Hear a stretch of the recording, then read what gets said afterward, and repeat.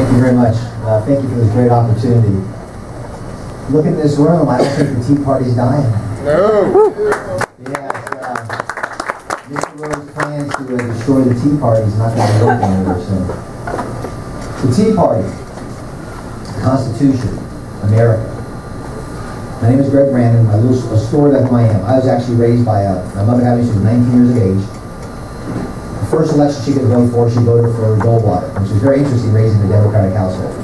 But she understood the founding principles of what our party's supposed to be. Myself, I was the first person in my family to go to college. I became a doctor. My brother became an attorney. So my mother with two boys, without a father, but by the hand of God, actually got to pursue their dreams. But what makes America special is not succeeding. It's every time you fall down and get back up. Your neighbor, your community, your church, your synagogue, your temple. What builds America is us. We're the only country ever based upon the individual over the collective. We're the only society ever based upon the rule of law, not the rule of men. But the last 100 years of progressivism has led now to the rule of men. They try to make decisions in our lives to exempt themselves. Washington challenged us. He said, we the people, the true keepers of the Constitution. I believe the Tea Party movement is an extension of Thomas Jefferson. He said, if a civilization expects to be ignorant and free, it expects it never was and never will be. We are not ignorant anymore. We are studying that page and a half of the Declaration. We are studying the 6th page of the Constitution. We're studying the page and a half of the Bill of Rights. We're reading the documents behind that. We're looking for men and women who are leaders by being servants. The Greek word comes to my mind, meek, and it's quietly powerful. We stand there. You watch with Senator Paul, Senator Lee, Senator Cruz. They're standing there articulating the message of individual freedom, constitutional rights. They're the ones being attacked at home by establishment in our party. I believe there's something occurring today. I'm very optimistic. We can look at the problems. We will look at the problems tonight. But I believe we're going to look at the vision of the future. With this rebirth of our Constitution in everybody's hearts right now, we can literally take the dream our founders started 135 years ago and look out there where men and women are not judged by their color of their skin, by their socioeconomic class. They're judged about their merit, freely associate. We understand that more local is more better. And if we do that in a loving, kind way, we can change hearts. So two questions I really believe I asked myself 5-6 years ago, I believe our founders have asked themselves.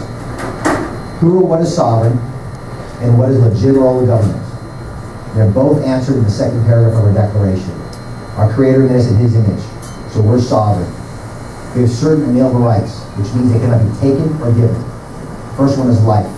From the moment of conception to natural passing and everywhere in between. There is no such thing as quality of life. All life is precious and quality.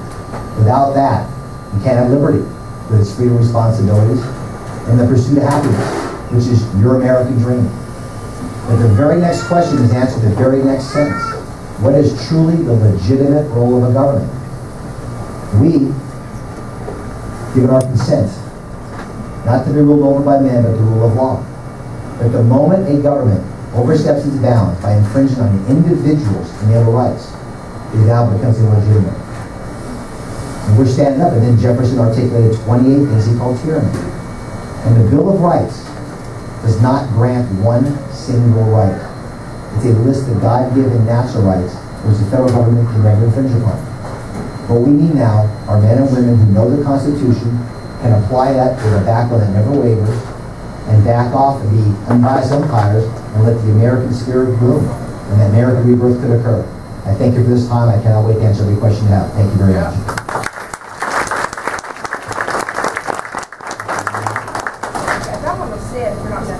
Y'all can stand the whole time if you don't want to. If you like to sit at the table when you're not speaking, if you stand when you speak, so people in the back can see you. Well, my name is Mark Harris, and I'm certainly honored to be here tonight and to spend this time with you. And great to be back at Hershey's and great to be here in Gaston County.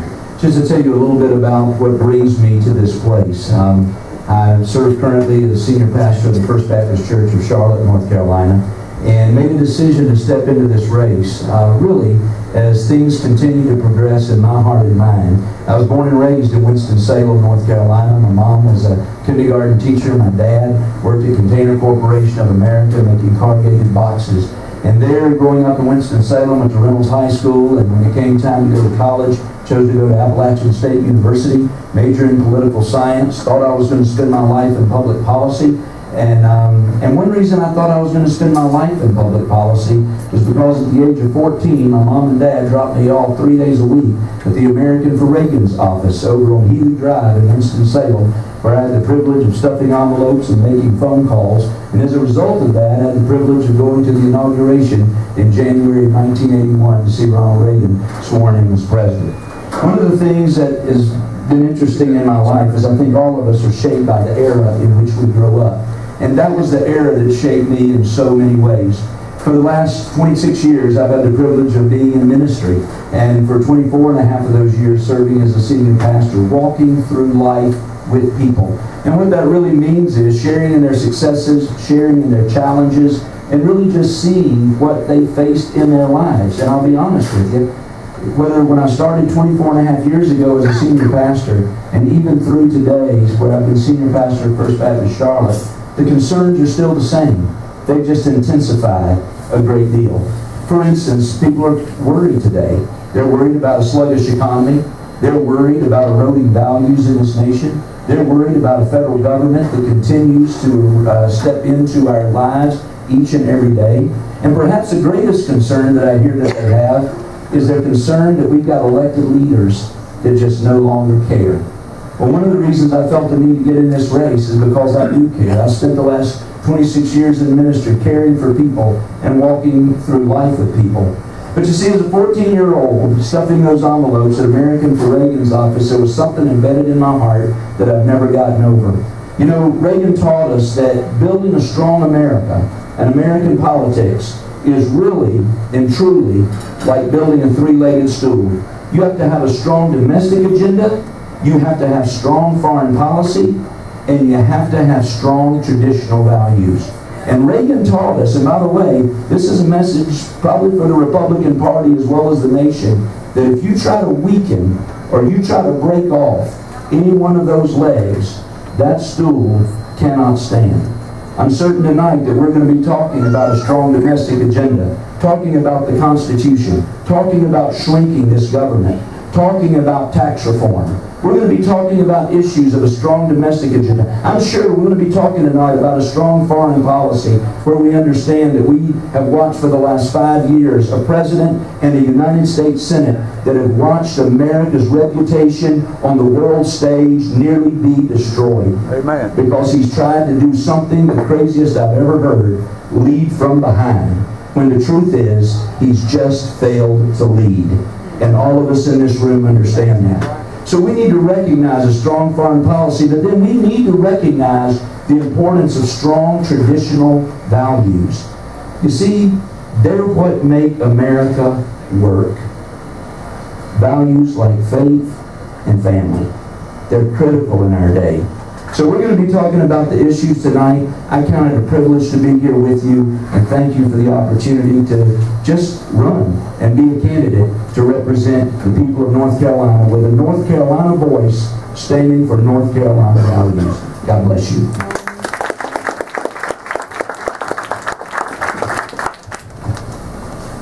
Thank you. My name is Heather Brannon. I'm one of the Republican primary candidates here tonight. Thank y'all for all coming out. We truly appreciate the opportunity to be here, speak with you, and answer your questions this evening.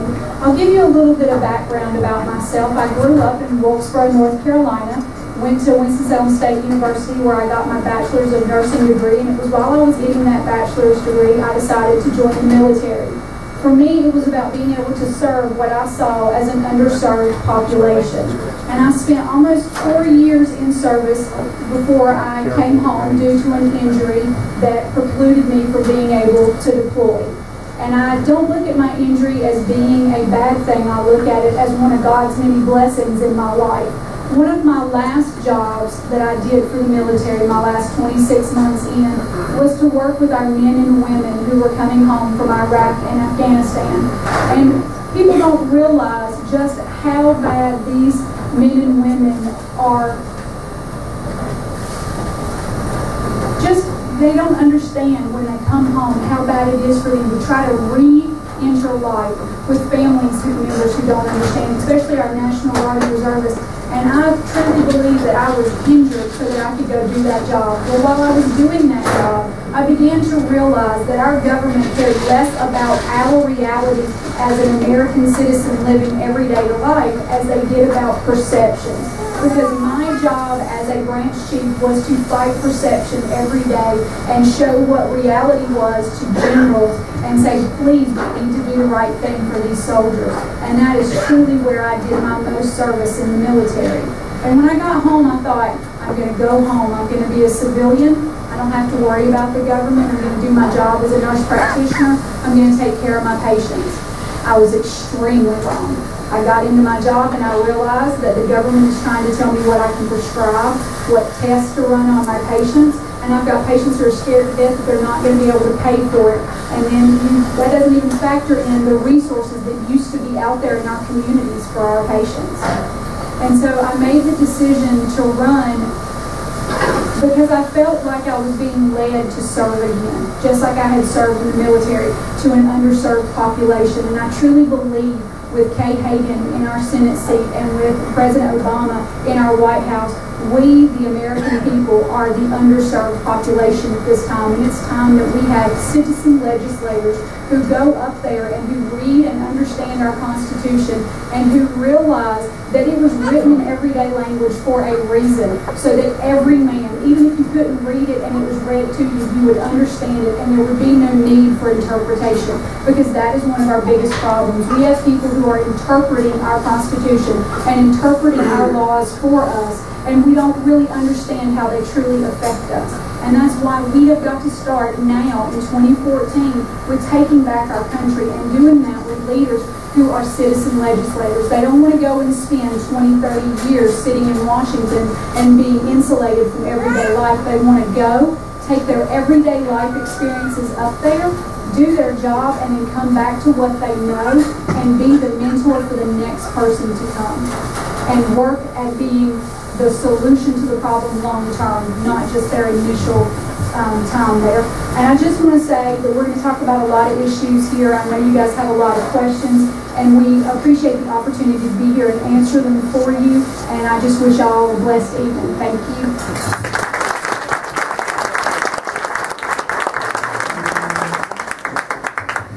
I'd like to introduce myself. I'm Bill Flynn, and I'm a candidate for the United States Senate here in North Carolina.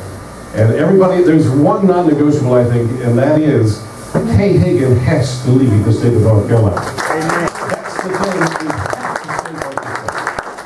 say. By way of introduction, let me just tell you quickly, I'm a broadcaster by trade. I've been doing it for 30 years. A lot of people are surprised that you have to be able to listen before you can talk if you want to have an audience. And so I've been listening to people across the state for decades. A little bit of personal information. I don't need to be doing this. I'm working. I've got a lovely wife who's got a job and takes great care of me. I've got 3 adult sons that have shown me what it is to be a proud parent. And I could go on and then, all emotional about that. At the same reason that I say I don't have to do this, I've just told you exactly why I must do this. Look around this room. This is about saving the United States of America from a demise that is happening before our eyes. Where are the adults in the room? We can't let this happen on our watch. How many of you saw Billy Graham at his special? And he talked about what was happening in his heart and where he went in the country, and he saw the decline. In his view, a spiritual decline, and I agree with him. We also have a political decline. We have a deficit of character in high office that is accruing enormous devastation to our country. And we have to understand this. Very simply, there are 3 modes for government. Government can be protective of your rights the proper way. Government can be ambivalent to your rights, which is not good. Or government can be hostile to your rights. How many of you sense we have a government that is hostile to your rights? Absolutely. Yeah. That must go away. It must be challenged, and we have to be able to articulate these things in a very clear and serious way. As a part of this discussion, everybody in this room, we have reasons to be very angry with our government.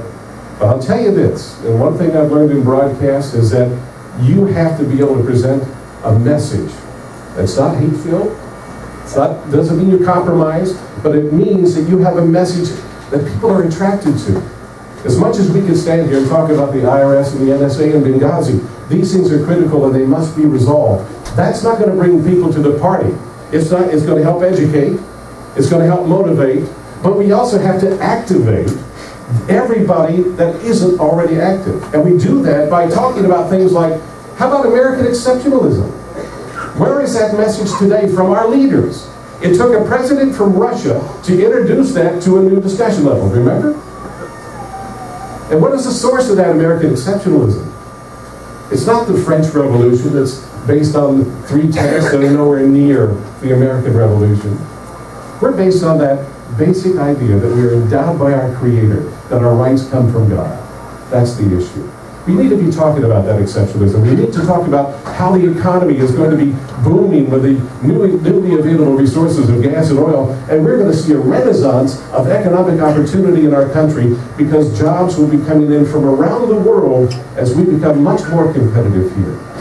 In closing, I just want to tell you my view of government. What is this job as United States Senator? If you look at the North Carolina Constitution, it says something very powerful, and this group should understand it. And that is, the job of the citizen is to instruct their representative. Isn't that refreshing? It is your job to instruct the representative. And in my view, the job of the representative then is to take that instruction and prioritize it. But before moving forward on any of it, look at it through the lens of the United States Constitution. If everybody in this room wants something, but it is not the job of government, I have to be the guy that says, sorry folks, you're not going to get the keys to that car. I can't do it because my oath is to uphold and defend the United States Constitution as a member of the United States Senate. In closing, I think it's great to remember some of the words of people that walked before us. Thomas Paine said, it is the duty of the patriot to protect his country from its government.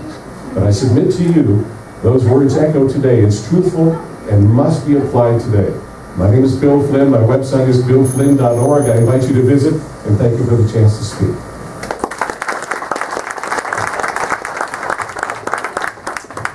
Sir, is there a possibility we can get 2 microphones, or is that, you just got 1 mic? Okay, that's fine, thank you. We'll make it else, that's going to have my own, so I'm going to have to share.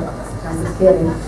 All right, so I'm going to start on the questions now. I'll ask the questions that are written on these cards, and then each candidate will have 2 minutes to answer. They may not take the 2 minutes, but we do ask that you stay on point so we can get through as many questions as possible. It is my understanding of the Constitution that the Senate may concur, but it's not responsible for funding bills. Given that, if you are a constitutionalist, what can you do in the Senate to shut down the Affordable Care Act, Common Core, or the funding of agencies run amok, such as the EPA, DOT, and DOD, etc.? Thank you. I wrote a paper about 3.5 years ago concerning the health care of America. And one of my conclusions was how we kill this beast. It is Article 1, Section 7, Clause 1. All appropriations are in the House, which you just talked about. That is the most important one because they put the purse closest to the people. The Senate, I think what they could do is articulate, like Ted Cruz did, articulate that. They don't have the power to do that, but to articulate that to the House members there. And then if it happened to pass, then at that time you could add amendments and not vote for it. Also, as a senator, we are ambassadors from the sovereign state of the federal union.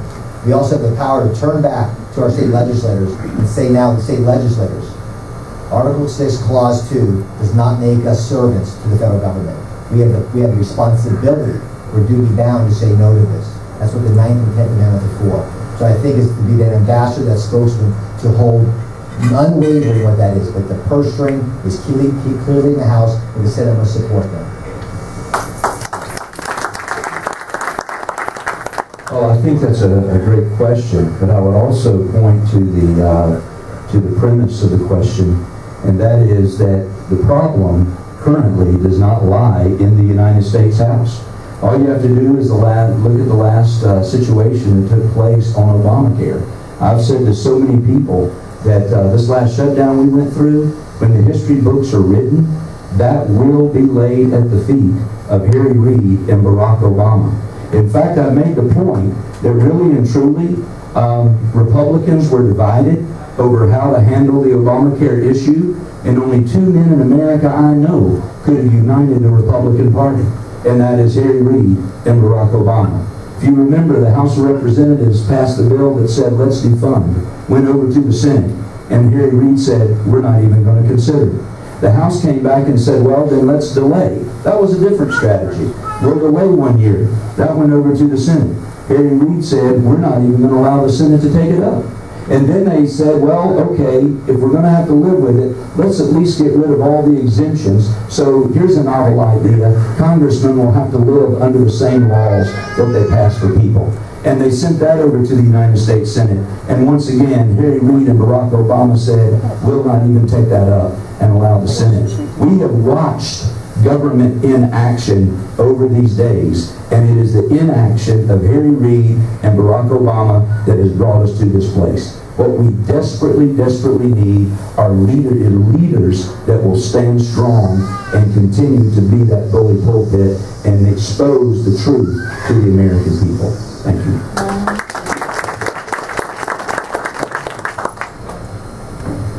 We know that the Affordable Care Act got through the Senate, being tacked on a bill that came through the House. Harry Reid did a wonderful job of erasing everything but the first sentence in that bill for it to be passed. Unfortunately now, what we have to do is take back that Senate so that the House can send back another bill to get rid of the Affordable Care Act, and then as a senator we can vote. Otherwise, what we're doing is playing politics. The House sends something through, just as Pastor Harris said, and Senator Harry Reid blocks it. And just like they did today with the filibuster, we're watching them destroy our American process. So we have got to vote in the right people who will vote the way we need to. But as far as being able to turn it around in a day or two, there's nothing that the Senate can do because the bill is already out there and it still has to start through the House and go into the Senate.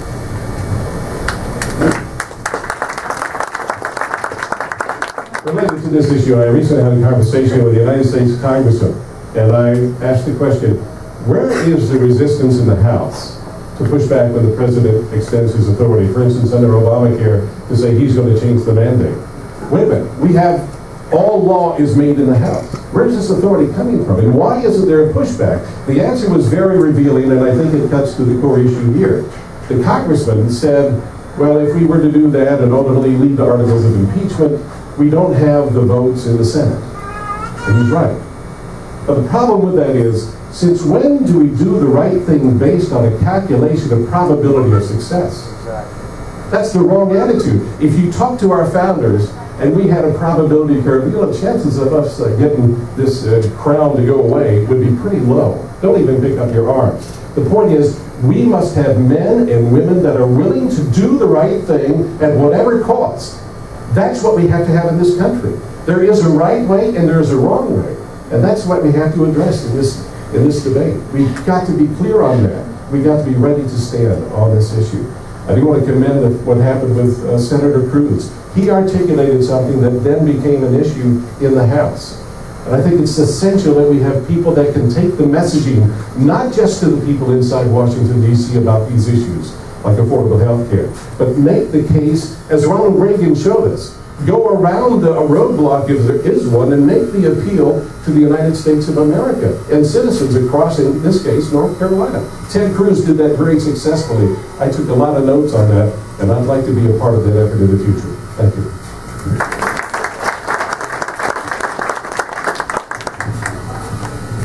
Is there anything as a senator that you can do to annul presidential executive orders over domestic policies? We'll start this way. The question has to do with executive orders of the president. We need to understand what an executive order is. An executive order is really only permissible when it has to do with supporting existing law. When somebody uses an executive order, I don't care who the president is, to legislate, if legislation is in fact the cause of that executive order, it's a violation of the oath of office. You cannot do that. We need people that are willing to stand and grab a microphone and challenge this consistently. Not be afraid of it. I don't care if there are the votes. The executive order is not a legislative tool, yet it has been used that way under this president excessively. You and I must understand that is not the function of an executive order, and to stand and challenge it and say to the president or whoever, no, this will not stand, and here's why. Thank you.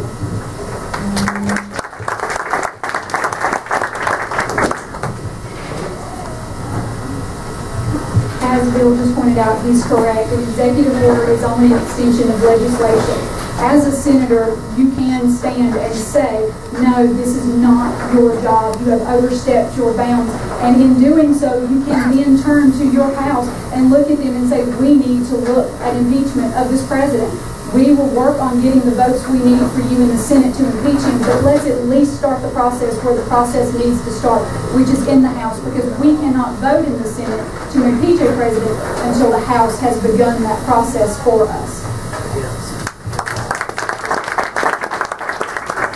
I would echo a lot of what we've heard here tonight. I think we recognize that we've got a president that has become drunk on power and is choosing to lead by fiat, who is choosing to lead by executive order, and is failing to recognize. We've seen that just in recent weeks over the whole Obamacare. When he got up and just said, okay, suddenly I've decided if you like what you got, maybe you can keep it.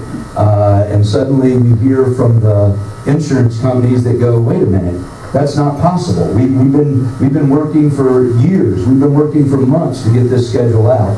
Again, if the American people would simply awaken in this nation and understand that that whole executive order, the whole idea of this president stepping up and declaring by fiat what we're going to do when you had a law that was passed by Congress, again, recognizing that he has no understanding of the constitutional law he supposedly taught at the university. My concern is that you and I recognize that we are living in such a day that demands the American people to awaken to what we are facing. And what it's going to take is simply the American people rising up and saying we will not do this anymore. And it's a great opportunity for you and I to educate the American people. If ever there was an example of why the government doesn't belong involved in the private sector, it's this issue right here. Government thinks they can just make decisions here, there, and yonder and take no consideration into the fact of what the private sector has been seeking to do and operate through the insurance and those kind of things that go with it. We don't need a government that continues to involve itself in the private sector. All legislation in the legislative branch made out of the House and the Senate. Legislative branch has 33 functions. The executive branch has 13. The judicial branch has 6. The problem is we now are led by the executive department. Woodrow Wilson's dream is coming to fruition, where you have a monarchy. It's because I believe we abdicated our role by electing men and women in Congress, men and women in state legislatures that really believe in this progressive idea of the government. That's why this rebirth has occurred. What we need to do is understand the executive, we just started the definition of executive orders, and it's only within the executive branch. They cannot make law. The Obamacare is a phenomenal example how Congress did not write the bill, did not read the bill, but exempted themselves and their friends. The president's function constitutionally is to veto unconstitutional acts. He signed it, put his name on it. And the Supreme Court's function is to give their opinion but not enforce it. They looked at Article 1, Section 3 in the first clause, which limits the federal role of causing how to do taxes, excise dues, imposts, and called a free transaction a tax. So what happens when those checks and balances horizontally get askew? It's the vertical checks and balances that are superior. That's you and me. That's the state legislators. That's the 9th and 10th Amendments. We need men and women who understand the Constitution, articulate it, and never waver at all.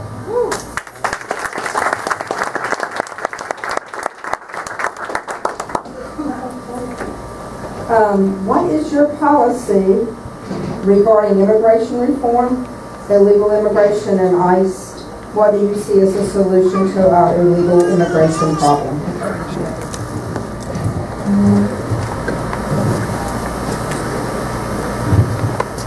I know I don't have a unique perspective on this, but I was stationed in El Paso, Texas, which is a border town. So I got a taste firsthand of what it was like to have people coming across the border, and there were times I actually got emails in my military email that we were on the lookout for people who came across the border illegally and were dressed as our own soldiers. So for me, the first thing we have to do is secure the border. We have funding, we already have it in place to secure the border that we have now. Once we secure our border, the next thing we have to do is make it less desirable for you to be here illegally. Our illegal immigrants come here. They're illegal. This is criminal. It's just like if you stole a piece of candy from Walmart. You have done a criminal act. You did not legally enter our United States. So they don't deserve all these bonuses that they're getting. They're getting Medicaid, they're getting housing, they're getting our SNAP program. If you are a legal immigrant, if you do your paperwork and come over here legally, in most cases, it's 7 years before you can apply for those things. 7 years of proving that you are a hard-working, want-to-be-here person. We have to stop that. We take those people out of our eligibility, we cut some of the funding for that, and we save our government money. We also make it less desirable to come here and bring your friends here and tell them about it, and we open up jobs and monies for people that actually need it. And that's what I would do about illegal immigration. Well, I think Heather's touched on a number of the aspects that we feel very strongly about, and I agree with the issue of first of all, recognizing the need to secure the border. That has to happen, and I find it hard to believe that a nation that sends armies and navies around the world to fight wars cannot protect our own borders. I don't think it's a matter of we can't, I think it's a matter of the will, and we won't. So I think we've got to make sure we have those strong borders. But I also believe that we've got to simply begin to enforce the laws that we already have in place. That would be a second aspect that I think is absolutely critical. And if there was a third area I would touch on, it would be that we need to have a stringent and thorough review of the issues of the worker program and the worker visas. There is a reality that we have to understand about this immigration issue. And that is, as you talk to farmers in the western part of the state, as I've had the privilege of doing, as you talk to those that are in the fishing industry in the eastern part of the state that I've had the privilege of doing, they have a serious labor issue that is of great concern right now. They have jobs and they have positions that they can't get people to take. And therefore, many of the folks that come in and are doing that work, frankly, don't want a pathway to citizenship. They don't want amnesty. They simply want to work, make some money, and take it back and take care of their families. I think we need a thorough review and a stringent review of that very issue in and of itself. I will make this clear. I am absolutely opposed to the comprehensive immigration reform that is currently being discussed in Washington, D.C. And if for no other reason, based on this, when you see the word comprehensive, be afraid. Be very afraid. Because if they push bills of comprehensive immigration reform, we'll get what we got with comprehensive health care. Something that is such an omnibus, such a bill that is going to be rammed through that we'll all regret it time and again. We must have legislation that is understandable, broken down, so that we can actually understand the bills we're voting on in the United States Senate. Goes back again, the Constitution, first time, only time, and always. We're debating Obamacare. It's not in Article 1, Section 8. It's not there. And we're debating this. Unacceptable. Sovereign borders are. It's Article 4, Section 1. You protect our sovereign borders. Without a sovereign border, you don't have a sovereign country. We are built on legal immigration. From many one. We want everybody in our country. The best and brightest. We have no idea who's coming over is going to have the cure for cancer. Invent a better widget. That's American dream. That's American exceptionalism.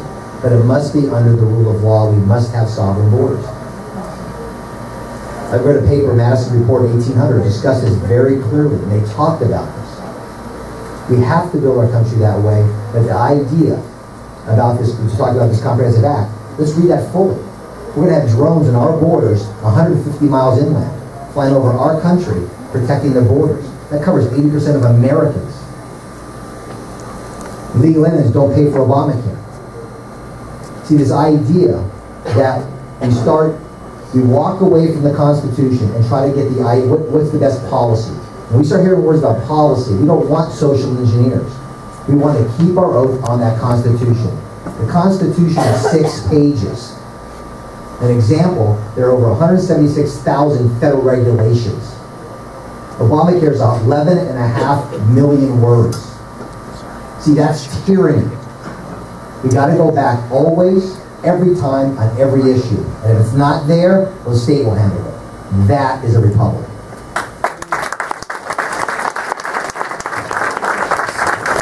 I don't have a whole lot to add on this, although in talking about Obamacare again, I'm reminded, looking at the folks at this table, including me, I think it's an accurate statement that there are more people that are running for the Republican nomination for the United States Senate seat in North Carolina than have successfully enrolled in Obamacare in North Carolina. And I like that. But regarding immigration, I think it's important to know, sometimes what we see on the left is people trying to make this an issue of bigotry or an issue of, you don't like this group of people, you're anti-Hispanic. If you really look at the Hispanic audience, you find out that they are Americans. And the people that have come here the right way have an intention to keep the rule of law into effect in most every case. And the idea that we would ever dare trust this government with comprehensive anything is a frightful thought. Here we are, it's as if a newborn child says, I'm going to go and run a marathon race, 26 miles. We have an infantile government, really. Ultimately, it should stay that way with regard to the Constitution, limited government. As telling us it's ready to run the 26-mile race. You and I are the ones that have to stand up and say, no, that's not for you. We're going to put you in diapers, all right? And we're going to say, fix the border. Once you do that, this is how I raised my children. You know, you can say, do 5 things, boom, boom, boom, and you were lucky if you got one of them. What we learned to do was, listen, go do object number 1, come back to mom and dad. Once you've done it, we'll inspect it, and then you'll move on to number 2 and number 3. That's how we have to approach the federal government on every issue, I believe, especially when the term comprehensive is in front of it. Fix the border, then we'll talk, is my position. Thank you.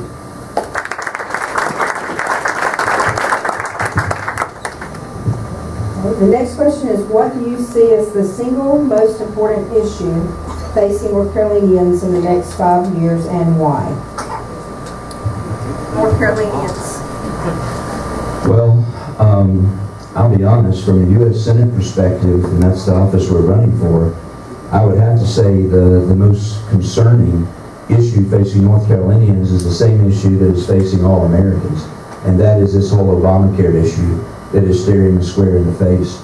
We're not here to beat a dead horse tonight, but let's just be real about this. We were told by the Congressional Budget Office that by 2023, and that is just a decade away, and you all know how quickly a decade goes by, that left unsettled, that we are going to be spending $3 trillion a year on health care in this nation. Now, when people say, well, you know, Mark, we've heard people talk about millions and billions and trillions, and that doesn't even compute anymore. Well, let me help all of us help that compute. Currently, the federal government spending total is around 3.6 or $3.7 trillion.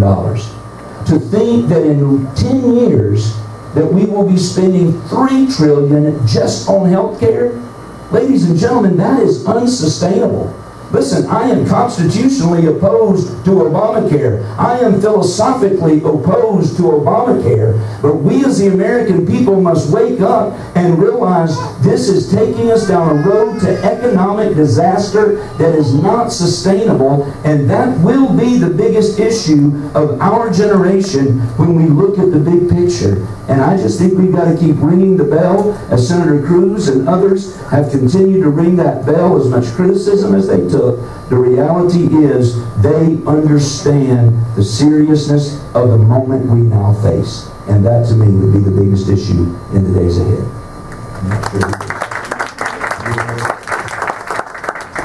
It's obviously Obamacare. But you look back at the CBO numbers. In the paper I wrote 3.5 years ago, if we scored Obamacare the way they scored Hillary Care, it would be $7 trillion, not the one they say. In 1965 with Medicaid, their projections were off by 900%. By Medicare, the projections were off by 1,700%. If they're off by tenfold, that's $70 trillion. In 2009, all the money in the world was $60 trillion. Obamacare is worse than socialized medicine. It's also corporate medicine. It's, as Dr. Berkowitz said, the head of Medicare and Medicaid, any nationalized health care plan, by definition, is redistribution of wealth. It's not from the higher incomes to lower incomes. It's from all of us to a private entity, an insurance company. That's unacceptable. So the idea that the government could come in, pick what insurance companies, what winners and losers, and how that occurs is anathema to our country. Tom, in this debate, talked about in January of 12. He says, not if we have Obamacare in North Carolina, it's how we implement it. I'm not that kind of Republican. I'm not waving the white flag. I know exactly what the Constitution says. I know exactly how we can use it. The Commerce Clause is 16 words. It meant to make things regular. What if we, I think it's about 100 insurance companies in the United States. What if all 100 were in our state fighting for your dollar and your business? In this state, if we wanted to open a hospital today in this room, we have to go to the legislators and ask for a certificate of need. Government involved in any free enterprise strangles competition and hurts the most important person, you, me. My lobbyist is right here in this room. We're done listening to these men and women who exempt themselves from these things on top of all of that. Madison said in his 57 paper, that will never occur in America. I think it has because, again, I believe we've advocated our role, that the sovereign is back, we the people.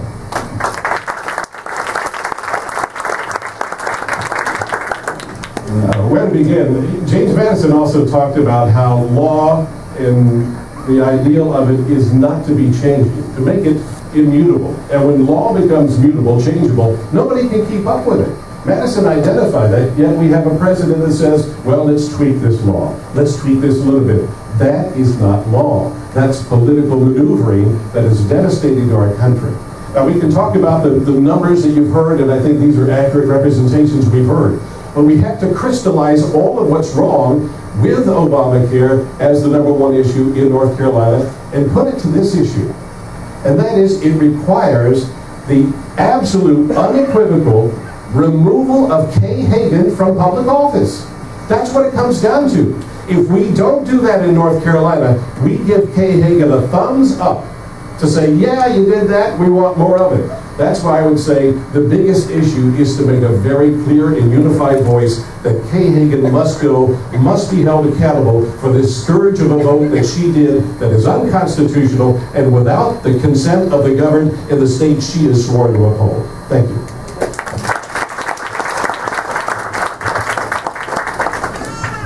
When we talk about Obamacare being one of the biggest problems, for me it boils down to something a little simpler. It's our economy and our jobs, and how the Affordable Care Act is not only taking away your insurance, but it's taking away your jobs. It's taking away your money out of your paycheck. And I don't know about the rest of you guys, but in 9th grade, I took an economics class that told me I have to earn money to be able to spend it. Well, businesses need their consumers to be able to spend that money.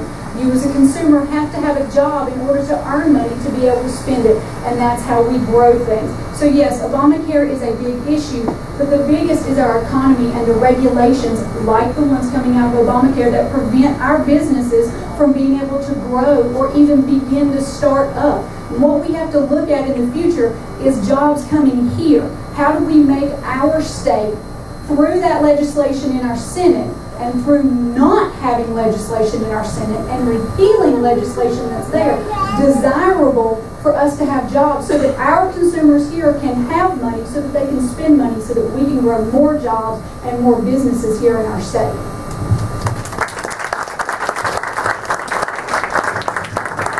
And we're going to switch from Health Care, Obamacare, Affordable Care Act, and we're going to talk about Common Core. What is your thoughts on Common Core and how we can stop Common Core? And just throw in there, do you even think we should have a federal Department of Education? Yes, thank you. Common Core, again, anathema who we are. Americans are for choice. Choice is not the federal government telling you pick one of these 3 vegetables. The hollow premise of who owns your child is at debate. The state or you? Sure we do. The Department of Education is these social engineers want to help and fix problems. According to John Taylor Gatto's book in Education, 1840, with no NEA, no involvement in any education process at all at the federal level, just local homeschools, churches, local public schools, the American person, average American person, or complex literate, 93 to 100%. 93 to 100%. Common Core, they try to sell it as it's a government role, not a federal government. It's a governor's coming as a state. It is not. It's a chief funded by the Gates Institution to put these common ideas of what they need to do and get through it. First grades are taking tests of your college material or not. They would collect data on what kind of car you bought, what's your parents' income. It's a collection of information. Common Core destroys the individual. What they try to do is try to put us in little categories and break us down. No. The American greatness is the individual. This is what central planners forget. When the individual freely assumes in economics, in business, in education, in healthcare, society as a whole is superior. True capitalism has lifted all boats in every single field. So Common Core is anti-American. It's surely anti-North Carolina.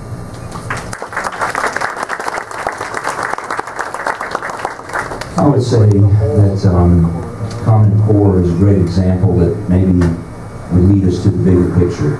If someone were to ask me, what is your primary goal as a United States Senator in public education? My answer would simply be this: get the federal government out. I think that's absolutely key. Listen, a lot of folks I talk with today don't even remember the purpose for why the Department of Education was founded. And I'll tell you why. See, the Department of Education was founded simply to be a resource agency. To be a resource where states could maybe take what they had been successful at in education and send it up there, and other states could learn and borrow and say, if I want something that works, I could go to that resource center and I could find out something that worked in another state and maybe come and use it in my state. But you and I know that there's never been a federal agency given birth that didn't grow into a monster. And you and I know that there's never been a federal agency that starts with maybe some kind of purpose that begins to grow and grow and grow and get out of control. And the Department of Education is a perfect example of that, to where that monster now today holds some things such as Common Core over the heads of our states and says, only if you will submit to our plans, only if you will submit to our purposes, will we give you some of your own tax money back. That's called blackmail, where I come from, and that's called wrong, where I come from. And my first goal in public education would simply be to tell the federal government, please step out. My philosophy is the closer that education gets to home, it's always better. Not the federal government, but to the states and the local communities. Great job.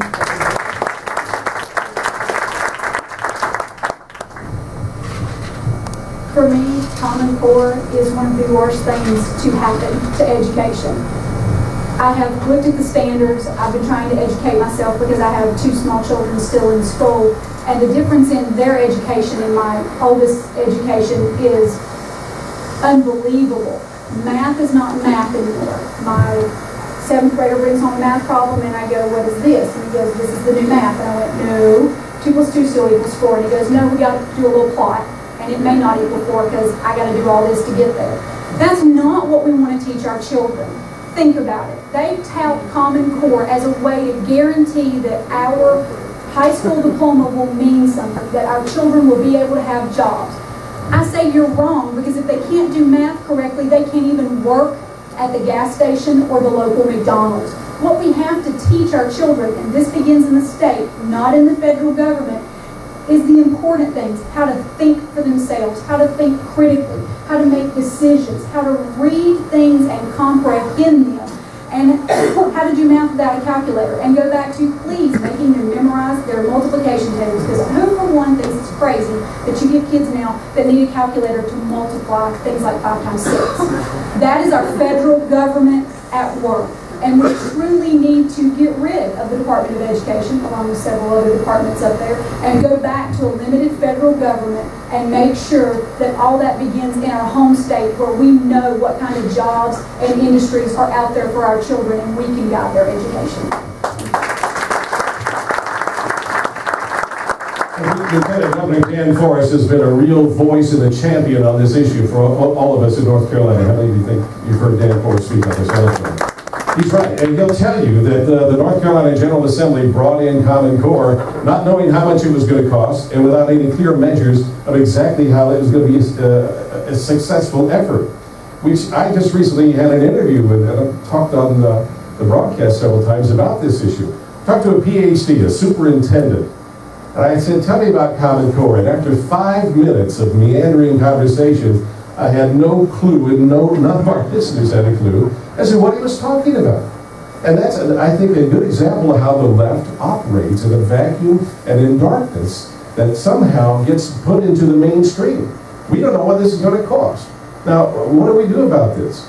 The idea that we're going to, progress kids by demeaning the idea of multiplication or other known symbols of successful education procedure is a problem. And we have to say no. And you and I as parents and grandparents, we have to say no. Common Core is a disruption of the great American tradition of educating our children. I talked just a little bit earlier tonight to a homeschooler who does something called the classical method of education. This is what we need to get into. Here's how to read. Here's how to write. Yeah, you have your own ability, but I'll tell you this. If Dr. Brannon is seeing my wife, I don't want him as a patient seeing my wife. I don't want him as a family. I knew you'd catch that too. Just to be clear, doctor. I don't want him to have done well in Common Core and forgotten the necessities of medicine. And that's the great danger that we run in this. Common Core must be diffused. And it's a good example of when general governance tries to become specific. General governance is what the federal government is. Even the state government, to some example. It's those local levels of school boards, PTAs, and school regions. These are the people that must make these decisions, and we must stand firmly and say no when it colors outside the lenses. And let's get rid of the Department of Public Education and downsize it in Raleigh and get rid of what's happening in Washington, D.C. That is not the way to go. Thank you.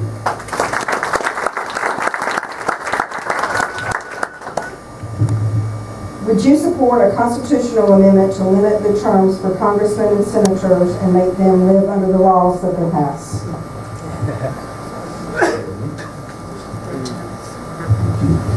I do, first of all, let me answer the second part first, and I think I said this earlier. I do believe that our congressmen and our senators must live under the laws they pass. I think that's just common sense, But then again, you can't take common sense for granted in Washington, D.C. anymore, can you? Nope. So we realize that. I do think that this issue of term limits is something that we really need to consider. I do think it's something that is worth consideration. I do have some concerns about it, I'll be honest with you. My concerns are that do we run the risk of turning the government even more over to the bureaucrats if we find folks that are continuing to run the government, if we are having a more constant turnover of leaders in our U.S. House and in our U.S. Senate. But I also recognize that our founding fathers had no idea, perhaps, when they put all of this into place, that we would find men and women who would shift from being citizen legislators and going and doing the people's business and returning home and picking up with their trade, and instead turn it into a full-time professional politician type of career. That is a great concern. And because we find ourselves at that juncture in our history, indeed it may very well be time that we have to look at term limits and recognize the need to at least consider them for such a time as this.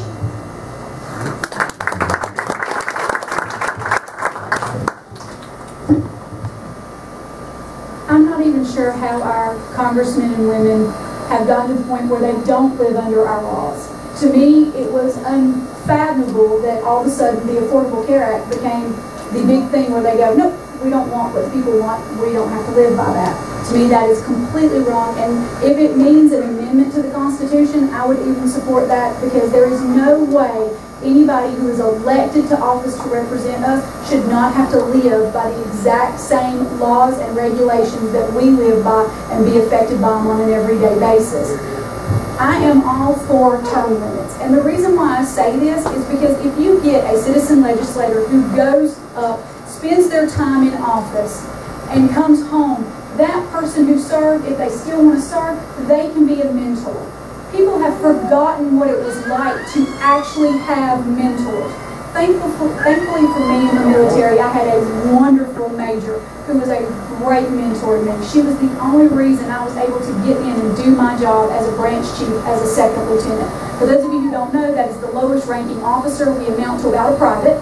And that meant that I was in charge of about 23 people, and I answered to full bird colonels and at least 1- and 2-star generals on a regular basis. That was my job to brief them.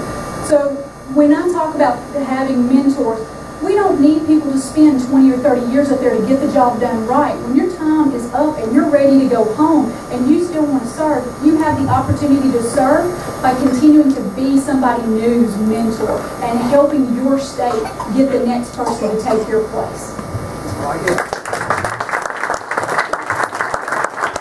I know what the power of incumbency is. I ran in 2012 in a congressional race against a 20-year plus incumbent. And I recognize the great difficulty before, during, and after that race. My concern is that if we fail, and that's what's happening, you and I, as citizens, are failing to exercise the authority we have given under the Constitution.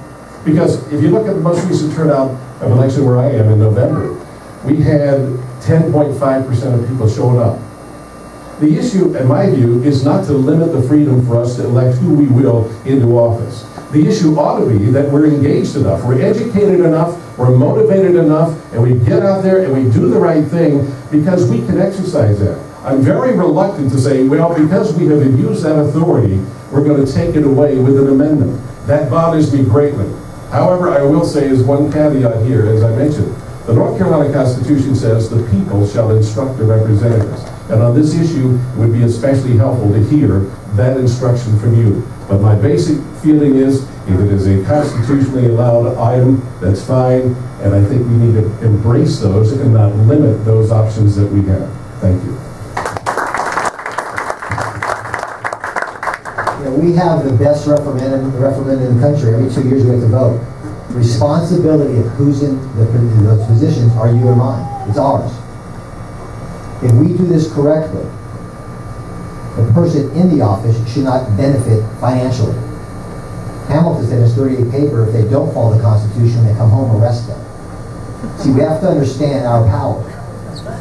So, my thing is, I don't want to advocate my role. I don't want to take away my responsibility. We must vet these candidates, but the way the system is skewed, it's like 93% incumbents win. But that was passed. The optimism is now is that we're all awake now. We all know the sovereignty. We all know the power. And every issue we've been talking today about, every single one is an unconstitutional act the federal government threw on us. Yeah. See, this is why I'm running to be our ambassador. I'm tired of fighting the tentacles of all these policy wonks. The only way this works is to go to D.C., be a happy warrior, stick a knife into the heart of the beast and kill it. That's the only way it's going to work. And if we do this correctly in this next election cycle, we're going to motivate so many people to do their serving years, 2, 4, 6 years. But a lot of times, a lot of us are workers, home mommies, entrepreneurs, doing stuff. We're just giving our time. But there's a lot on the other side that are progressive politicians that's their career. I don't want to get rid of Senator Lee or Senator Jesse Helms or Senator Rand Paul. But I hope by doing this correctly, we have 40 more for each of those. And I think that's what's changing. I think we're becoming very active and we're going to take over this we the people again. But it is frustrating sitting here answering all these questions and all these issues. There's no education department in the Constitution. There's no health department in the Constitution. It's we've led these progressives. And one thing on education, Dewey taught in 1898, the father of public education. He said the role of public education is to remove the child's father's God and replace it with the government. And my first question, we talked about education, Common Core, who owns that child? Not the state.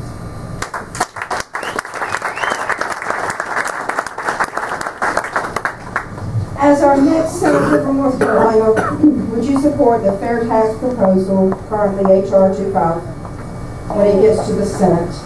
Would that support go as far as to become a co-sponsor or make it a campaign issue?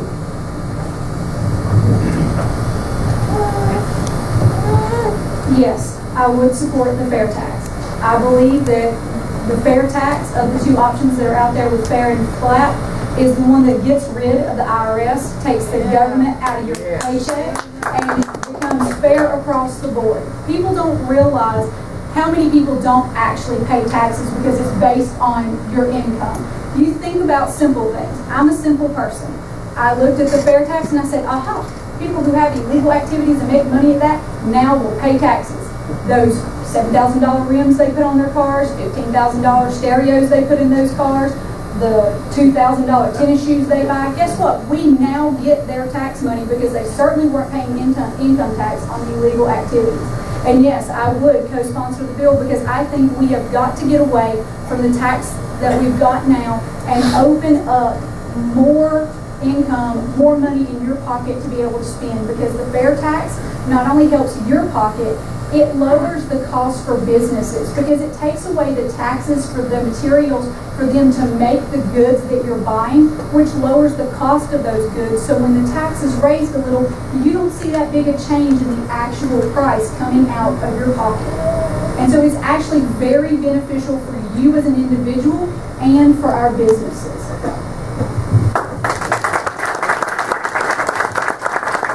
Ted Cruz was correct when he said, abolish the IRS. That's exactly right. That's where we start. We have to recognize that the IRS is operating under administrative law that is totally antithetical to the United States Constitution. And we must understand, too, that this is the same agency of 16,000 new people that are going to be administering your Obamacare. Are you comfortable with that? I was out with a bullhorn in front of the IRS office in Winston-Salem, North Carolina, with a group of patriots, Tea Partiers, Libertarians, Conservatives. We were all there, and we all had the same concern. That this is an agency, a rogue agency that is known to be abusive to people that are exercising their First Amendment rights. So start there. We have got to change the way this is happening in America. When I ran as a congressional candidate, I did stand for the fair tax. The reason is, I like the idea of states being more in charge of this. But I really like to push the envelope with this idea that, yeah, the federal government will get a check from the state for most everything, but we may want to hold back a few dollars until we see that the federal government is behaving under the terms it is obligated to be under the United States Constitution. But I think within the fair tax, we have more of an opportunity to do that. And that's why I would be in favor of the fair tax. As far as supporting it to the point of sponsoring it, I would say yes, I would consider that absolutely. My job as a representative, though, is to prioritize things, and I'd have to make sure that that was the priority of the moment. I hope that answers your question, and thank you for asking.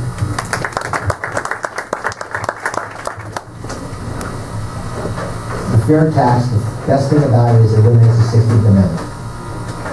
The 16th Amendment is an attack on what is really important.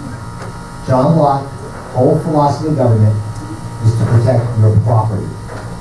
Jefferson said, a good and frugal government does not take the bread out of the mouth of the laborer. That income is your property. They don't need anything else. When you look at the numbers, back to the Constitution, everything for me goes back to the rule book. Article 1, Section 8, the first clause.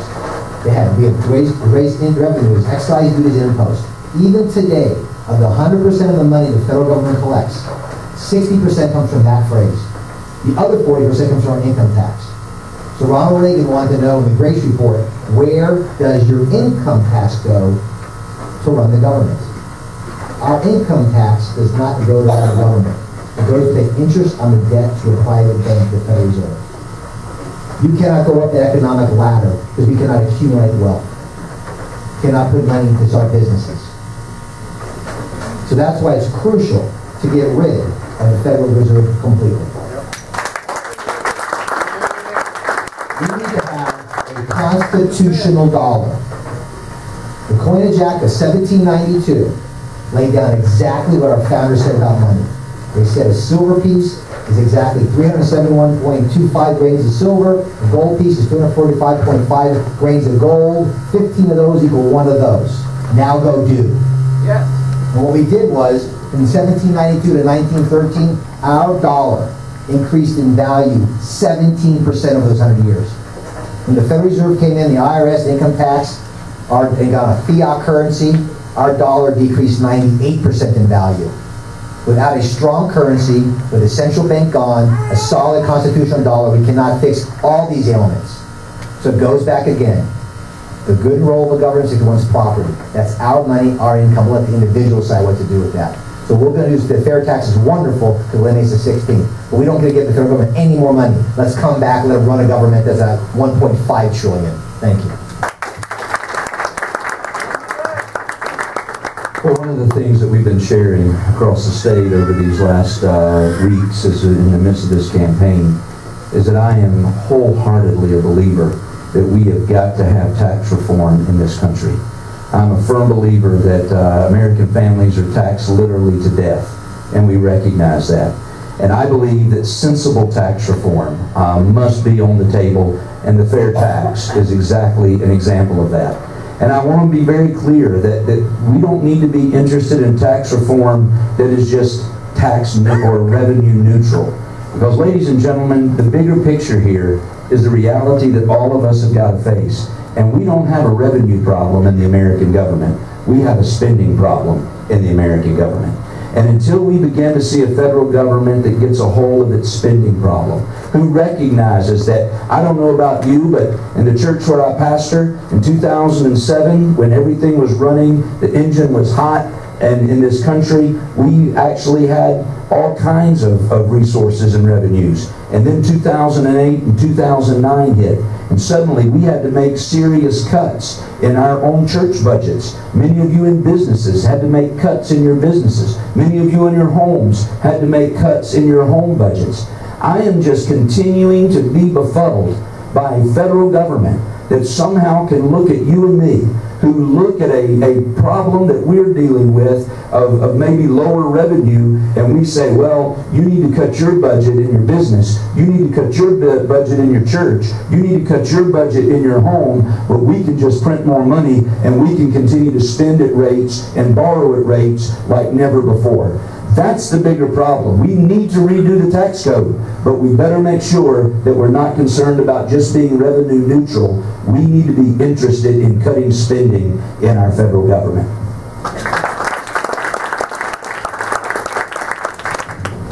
This next question says, what do you think about public-private partnerships? I have a personal story about this. My mother-in-law got a letter in the mail, and it said, you have been on a toll road and you got to pay this fine. My mother-in-law drives about 3 miles a month, and the toll road was about 75 miles down the road. Yet she got this letter. Now, if you look carefully at the letter, you couldn't see the last 2 digits of the license tag. My guess is the collection agency for this toll road probably sent out this letter to everybody with the same prefix to see who's going to pay up. Now, here is the rub on this. The rub is this. If she doesn't pay that fine that she doesn't owe, then they're going to keep her from getting her license tags renewed.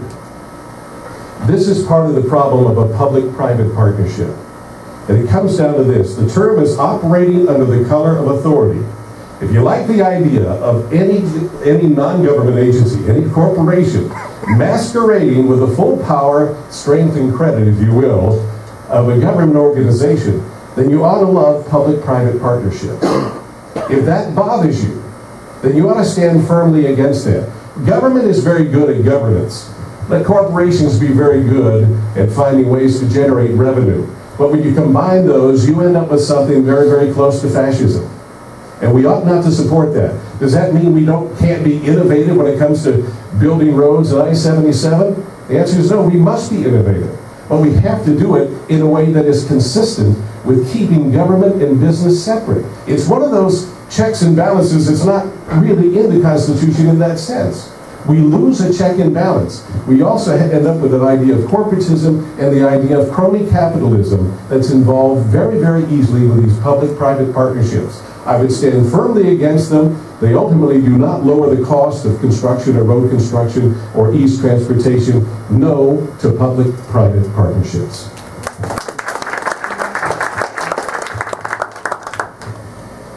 Yeah, in 2008, actually, President Obama ran on those as his platform to actually help increase the economy.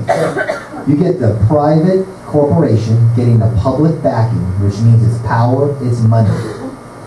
That's a monopoly, but by definition, as Bill talked about, that was fascism. It's unacceptable, it's anti-American.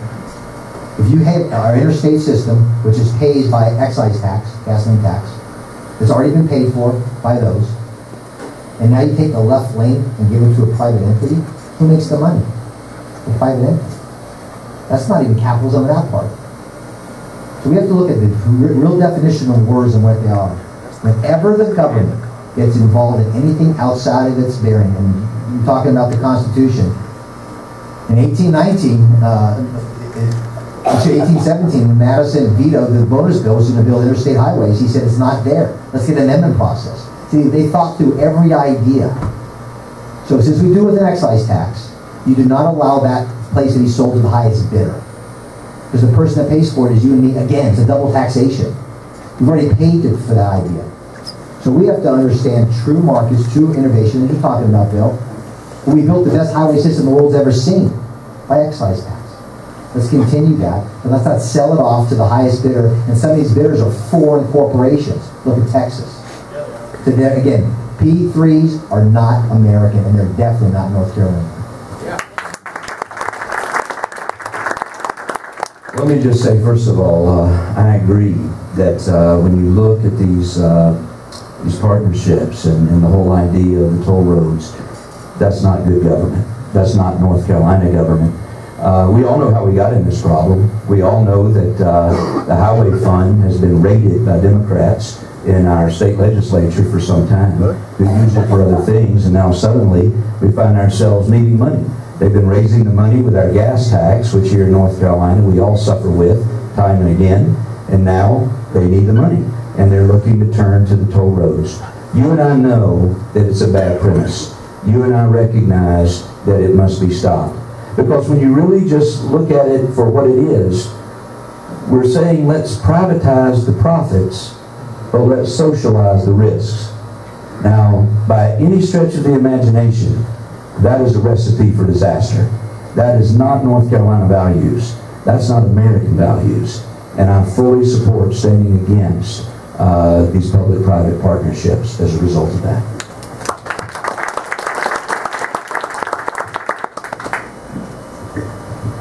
There's not a whole lot to add to that. I agree with the gentleman up here.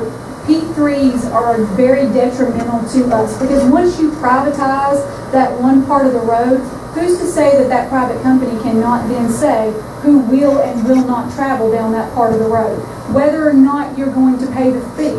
Once they own that road, they own that road, and at any point in time, they can shut it down and say, I don't care if you can pay the toll. I am only letting X, Y, and Z take this road. In that, we cut off our access.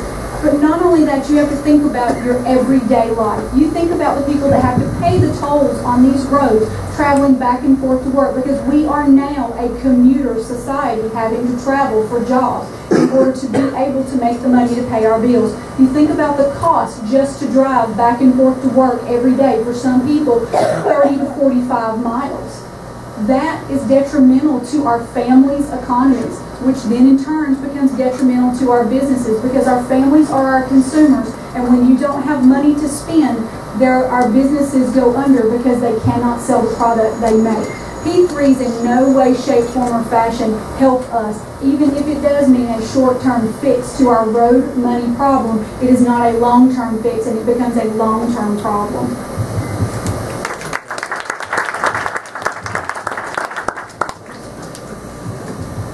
What will be the qualifications you look for in order to vote for a future Supreme Court justice? Simple, original intent. This is very simple. When they wrote the Constitution, they wrote it in plain English. You can read the documents they voted on. Madison said, what's great is about our founders, they tweeted a lot, and we have all those tweets. They had emails everywhere.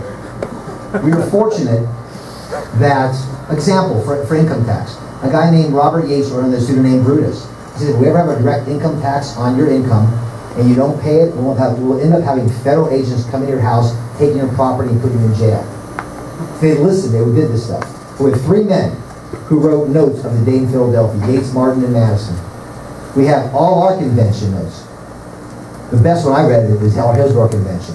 We can see what everything went for. This is a contract, a voluntary compact. The example I always use is what Hamilton used. It's a trustee. I have a will. My wife Jody and I have a will. We hire Riley as my trustee. We go to heaven in a car accident. He has to do every single enumerated function, no more, no less, or he goes to jail. The Supreme Court justices, we have one now, was asked, can the federal government make you eat 3 vegetables a day? And she said yes. Any senator that voted for her should lose their office. See, the original intent of the maker makes a contract alive in the sense of that it doesn't move. We talked about immutable. If we do not have original intent, we don't have a good Supreme Court. And interesting, how many justices are supposed to be on the Supreme Court via the Constitution? There's no number. So we don't have to worry about the 9th, 7th, 8th, whatever. Let's get men and women who will be unbiased umpires to give true original intent of the maker's opinions, and the lawmakers to follow through as well. We must have a Senate that understands that. Original intent, not the idea of the progressives anymore.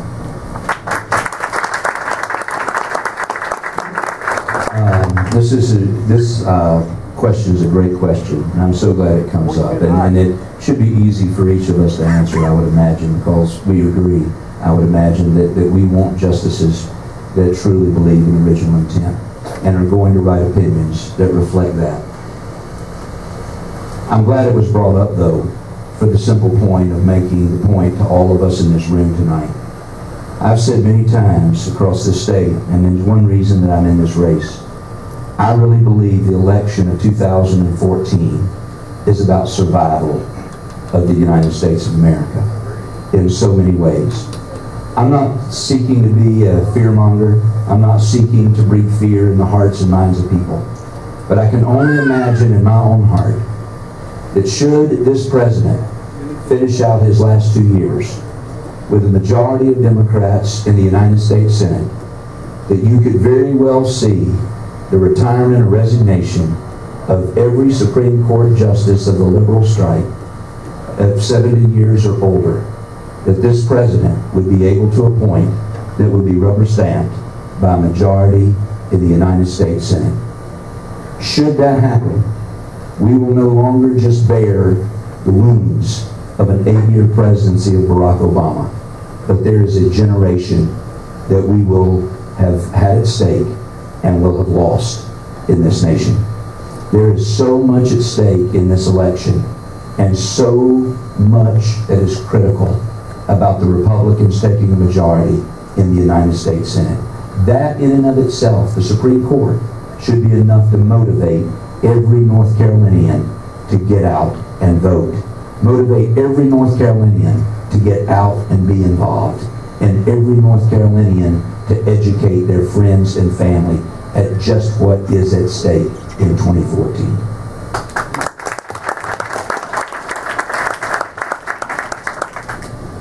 This is a very easy question to answer. I would say that all of us pretty much agree with this one. Before I could vote for any Supreme Court justice, I would have to know that they would not interpret the Constitution they have to know that it was written in the plain language of the bill because it was supposed to be understood by everyone who could read it or have it read to them.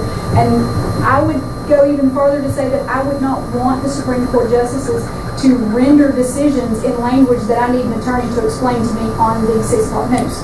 Because the whole premise for them is to uphold what our federal government works for, and that is 18 enumerated powers.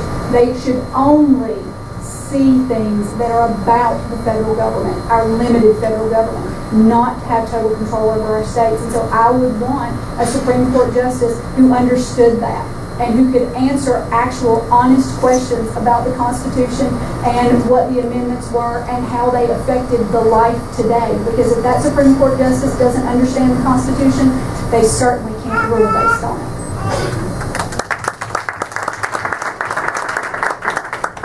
The tyranny of the judiciary is something we need to be aware of. And the Constitution does stipulate that judges serve on good behavior.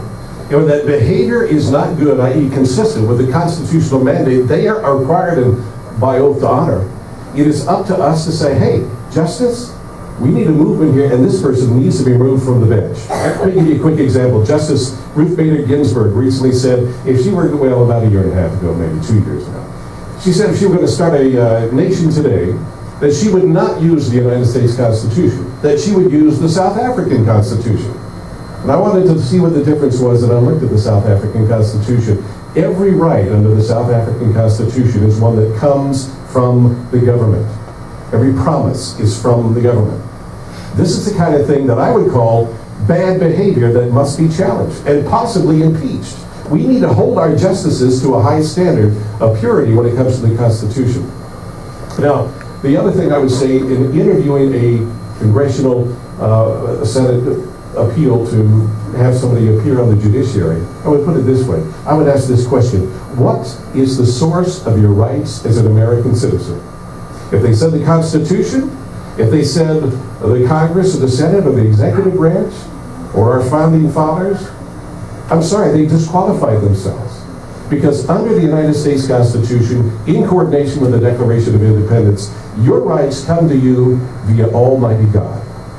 It's one of the reasons in the North Carolina Constitution you can be removed from public office for failure to believe in Almighty God. I don't know if you've seen that, but it's true.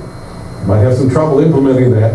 But the point is this: if we don't understand that there is an authority above government, and that is God, and that is the American view, regardless of your political persuasion, regardless of your religion, that's not a theocracy that we're talking about. That is the American view of governance. If government is the final authority, then you and I, my friends, live in something that is not a constitutional America. Thank you.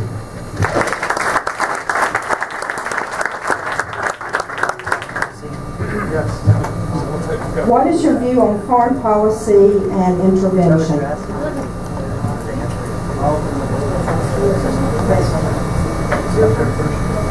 I have lost track. It doesn't matter. I'm just trying to let's get there. My view of foreign policy is one where we have to stop giving other governments our money. We know who our allies are, and we are not giving our allies the money. We are giving money to countries where we know that they hate us. They burn our flag, they call for the death of our soldiers and our American citizens, and we must stop that. We have to stop that. But then again, in the same vein, we must know who our allies are, and we must stand with them. We are turning our back on Israel now, and that is not something we should do. They have been one of our staunchest allies, and yet we are saying, we're not really worried about Iran's nuclear policy. You'll be okay. You're going to be safe. And we're backing off and distancing ourselves from them with this White House. That is wrong. They are our allies, and they deserve our support because they support us. For me, we shouldn't even be giving armaments to other countries that are not our staunchest allies. Not only are we giving away money, but we're giving away things that cost us money. We're giving away things that our military could be using. Are they older? Yes. Do we have newer and later gadgets? Yes, but guess what? They are still things that our military can be using to fight where we have sent them. And for me, I don't think we should go to war with any country that does not first attack us, attack our allies, or attack our soldiers and our bases in other countries. We shouldn't just go to war to go to war, because it is a waste of money and a waste of American lives.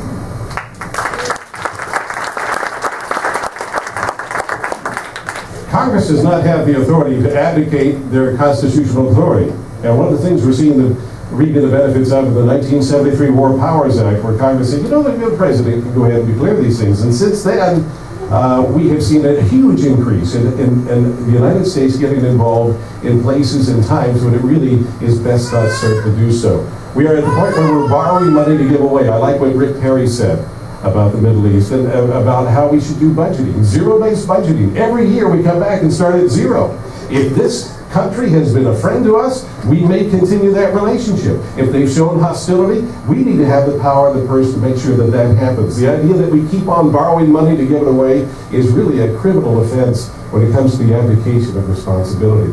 Let's not fool ourselves, though. There is a lot of information that you and I are not privy to. Any of our candidates may not get these reports that are confidential, and you must be a member of Congress, you must be a member of Senate to see some of these documents. We have to understand that the United States of America, as a country, a sovereign country, if we feel as though we are threatened, I don't care if the UN agrees with us or not. It's nice to build a consensus, but the United States has the duty, the obligation, and the authority to do whatever it must do to protect this country without the consent of anybody else on the planet. I would hope they would stand with us, but that is the job as the world leader that we are.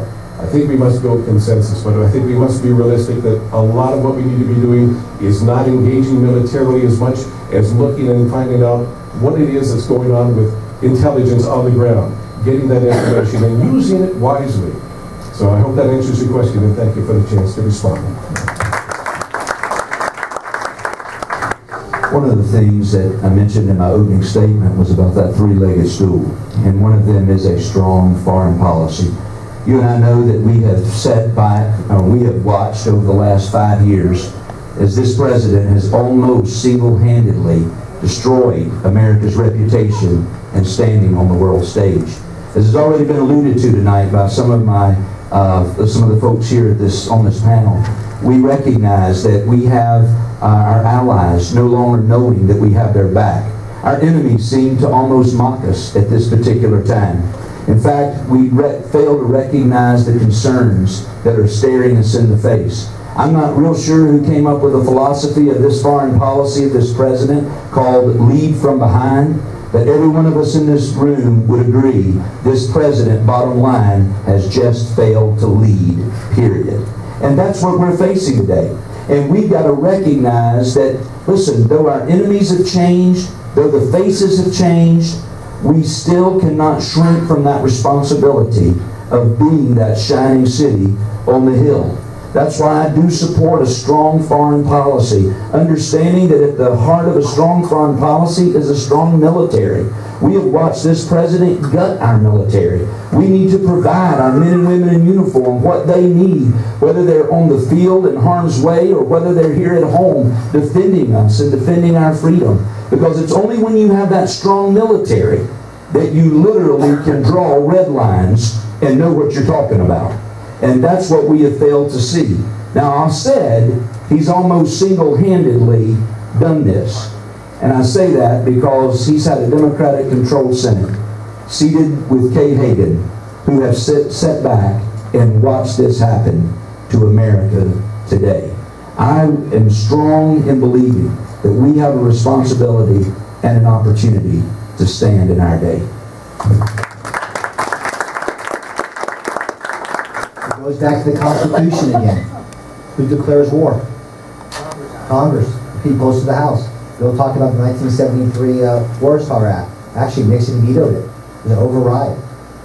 Our founders again debated clearly for about 2 weeks on who would have the power to declare war. They first said to make war. but they said it will never be in the executive's hands. Every executive has the power to make wars, expanded their empire. Madison was clear on that. We will have an Augustine-type war, a defensive war. Jefferson said, my line stops at defense. So what we want to do is have the biggest, baddest military the world's ever seen. You don't go after the guys crossfitting all day. You're a gent that goes back to being meek, quietly powerful. We protect our friends. I love Washington's Federal Address, paragraph 30-37. It's always for American interests to protect our allies. We do that by being prepared. If we would not send our disgraced woman did go already to service. Bill, were you in the service already? No. He said, I would not send myself, my boy, my family, and the treasure. We don't do it. That's why we don't have to guess. Does it hurt America? If it does, then all of us will take arms. That's why the Second Amendment is there, because the militia was the backbone of our defense. So we got to get back to, again, it's always, I know I sound rote, but it's the Constitution.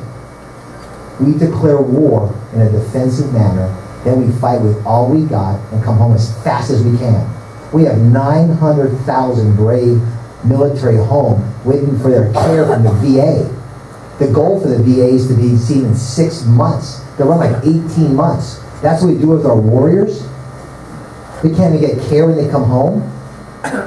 So let's make sure we understand the idea of that document.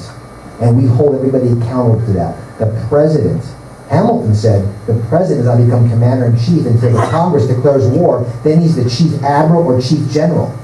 So we have our civilian over our military. So it's important we understand who we are as America. We're the shining city on the hill by not flexing our muscle, but by just standing there, by being meek. That's America.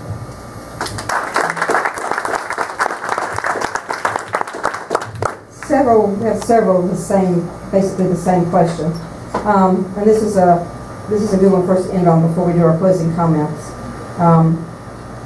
Seeing all of you are running as constitutional conservatives and have been part of a grassroots conservative movement to some extent, and you all seem to have a similarly conservative platform, what specifically makes you different from each of the other candidates?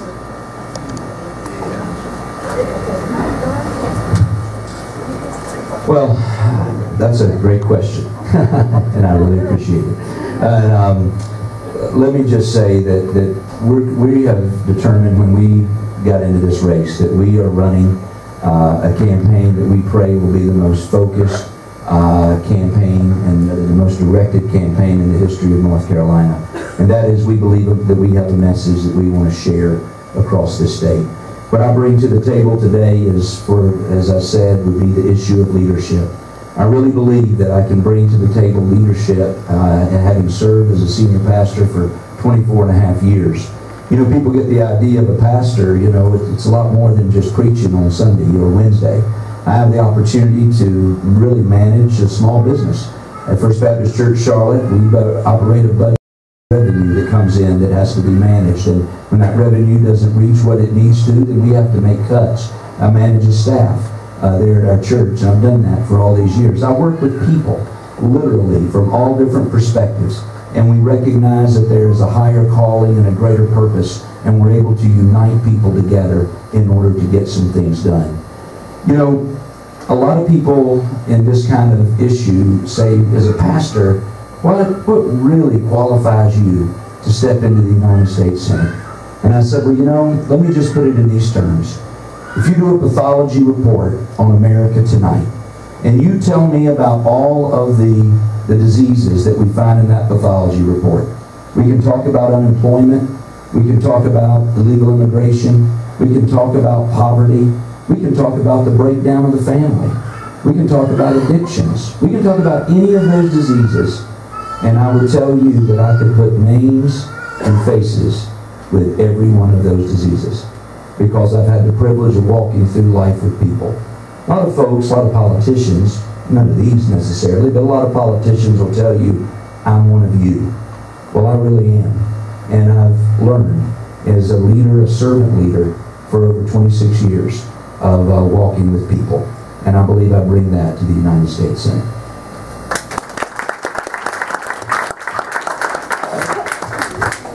I think this is probably the toughest question all of us get asked, is how to differentiate ourselves from each other. And for me, it goes back to the fact that I have already proven my ability to get things done. In my job in the military, I literally was a second lieutenant, supposed to come in and just do some admin work. Found out I had a knack for creating processes. And what I did was create a process that became best business practice for the Department of Defense. The Surgeon General actually came and recognized our process, and we spread it to other Army bases. That to me, I don't like to talk about it. Everybody tells me I have to. That to me was my blessing. My blessing. But then I realized for 2,600 plus soldiers, the people I worked with, that was their blessing. And we served. And for me, it's all about continuing to serve. Being able to go back to that oath I took, because I stood there when I went into office and I pledged the exact same oath our congressmen and women and our senators take to protect and defend our Constitution against enemies both foreign and domestic. I pledged my life for it. This time I don't have to do that. There'll be no bullets, I hope. But I've already said that I would do that once. And it's my opportunity to serve an underserved population again and stand that oath and protect my Constitution both against enemies foreign and domestic. I found it very interesting when I got into this race that some of the pundits said, well, you're going to take away votes from the traditional Republican. You're going to take away votes from the liberty side of things. You're going to take away votes from the T side of things. You're going to take away votes from the evangelical. And the converse of that, the flip side of that is, I believe the messaging in our campaign, some of you are brand new to it, I think is indicative of a message that can be embraced by each of these parts of our Republican Party. Folks, unless we absolutely can come together under one voice, you and I will not win. Our children will lose and our grandchildren will lose. We have to come together in unity. We have to understand that the Republican intent is got to have all of these people and a few others if we're going to be competitive. So I would say, I believe in the candidates. I've put forward the best opportunity for that unity that is absolutely essential. The other thing that I would say is this. One of the reasons our Republican and conservative side of the argument has failed is because we have not been winning the narrative. We have not been doing the messaging we have to do. Now, we can have all the great ideas, we know we do. We can have all the history and the research, we know what works. But unless we have someone who is able and willing to articulate this with a proven track record, as I would bring as a broadcaster, we're going to have difficulty selling this. And that's really what it is. It is a sales job. We have to sell the idea of liberty. We have to sell the idea of the Constitution and help people know that what is at stake is our American birthrights under all of these. It has to be done with passion. It has to be done with a smile and with clarity, and it has to be done with people that really don't necessarily care about any of these things if you're going to be effective. That's precisely what we have to do in the broadcast industry. We have to encourage people to listen to us. We can't do it because we know everything, because we say everything that we think is important. We have to develop a rapport. And I hope I've done that with you tonight, at least started that process. That's exactly what we have to do if we are to win and to be able to maintain a strong United States senator that will defeat Kay Hagan.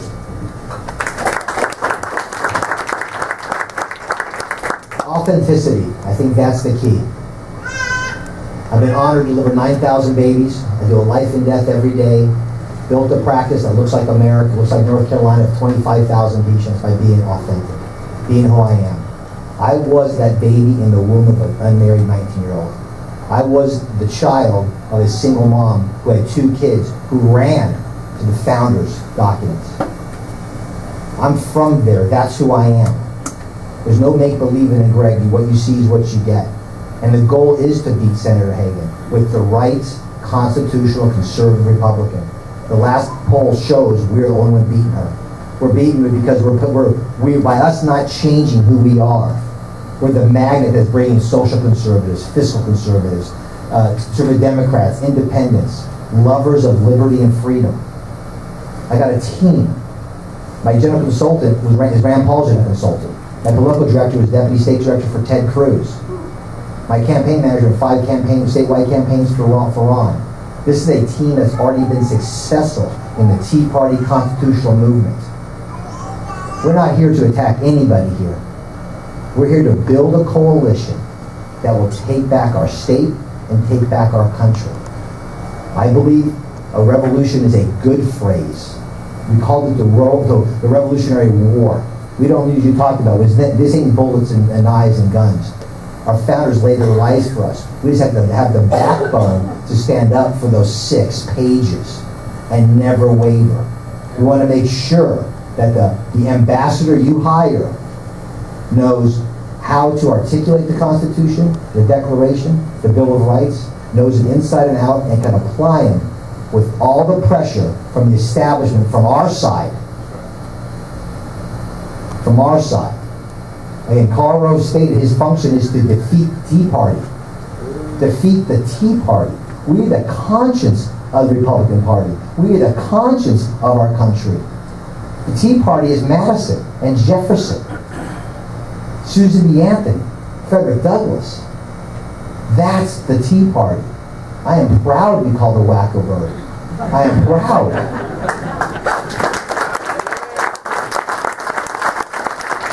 So when we have things today, when they call evil good and good evil, there's a Bible verse, Romans 12:9. It says, abhor evil, cling to good. But it's how you do it. The first 2 words are most important. And genuine love. That's how we change people's hearts on abortion. We change people's hearts on taking our money to give to somebody else when it's better to teach somebody else how to work and go themselves. See, we know that American exceptionalism, as I said before, is not succeeding. It's the opportunity to keep getting up. Example I've been using, I've had the honor of adopting 3 children from China. The Chinese flag and our American flag. Our 50 stars stand for 50 republics, where the rule of law protects each individual. The 5 stars on the Chinese flag are the caste you're born into. The peasants, the farmers, the manufacturer, and the elites. And you can never go back and forth. And the big star is the state, which is superior to all of them. That's not our republic. We are the individual, again, I always say that, over the collective. And by the way, then the society, the collective, is superior when the individual is free to fail. I'm asking you to be what Orwell called in the day of deceit, when you call the Affordable Care Act as an example. It's not affordable and it's not care. That's a day of ultimate deceit. By telling the truth, you become a revolutionary act. So I'm asking you to go to gregbrand.com. We're looking for your life, your volunteerism, your fortune, your donations, but most importantly, your sacred honor to bond, not on Greg, not the campaign, the mission of a constitutional republic. In 2014, we're going to blow people's minds. Thank you.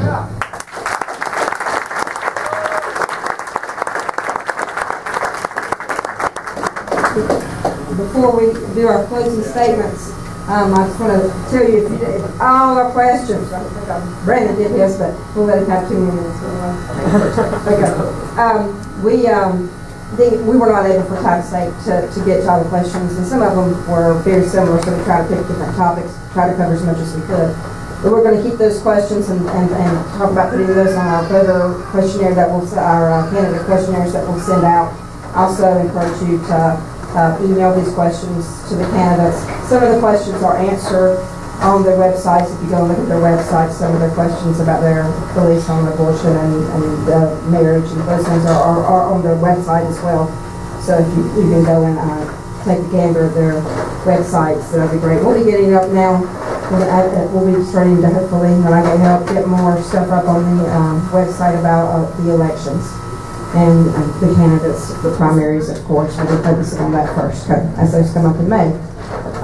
So at this time, we're going to let each of the candidates give a 2-minute closing remark. Again, we want to thank you for coming, and certainly thank the candidates for being with us tonight. And I'm going to go ahead and tell you now, after they leave, so everybody, it will get noisy, but to have a safe trip home. Remember, we won't meet in December. We'll be back in January. If you need to get your name on the contact sheet so we can email you that information to do so. Cards, literature, and donation box all over here in this area.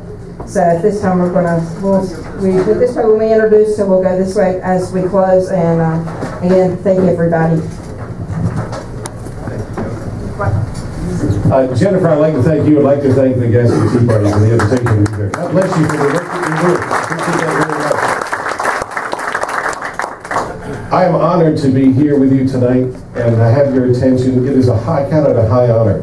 I also count it a high honor to be with other people that want to not take away the focus and put it on fighting between us, but to keep that focus on removing Senator Kay Hagan from office. At the end of our discussion, and when we go out of this door after the primary, we have to come to the conclusion that one person is going to be carrying this flag. And I would ask each of you, even if that candidate is not your first choice candidate, that be the person to get behind the movement to replace Kay Hagan. That's what this is about.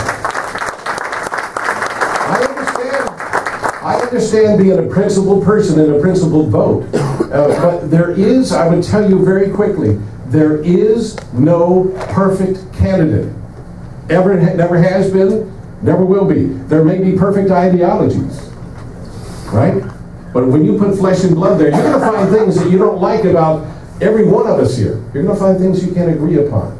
My goal in this is to be the unifying factor that we have to have, the essential quality in this race for us to win, for us to not just win a little bit, but to send a powerful message for the entire country from the state of North Carolina that we've had enough with socialist-led Democrat policies.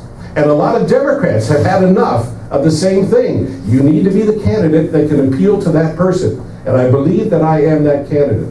I got to focus again on the power and the importance of messaging. We have the message. We need the messenger. Ted Cruz showed us an awful lot on how to do it. You can get the media attention if you're speaking correctly and directly and about the right things. He went over the party, if you will, in a lot of ways and connected with the people. That's precisely what we have to do over and over again to be effective in this office. It's not just about winning this office, it's about governance from that office. It requires you as the voter to instruct that representative, and it requires you also to every day monitor that representative, whether it's me or any one of these candidates here. I thank you so much for your support. I'm going to ask you to go to billflynn.org, billflynn.org, and thank you again so much for letting me be with you tonight.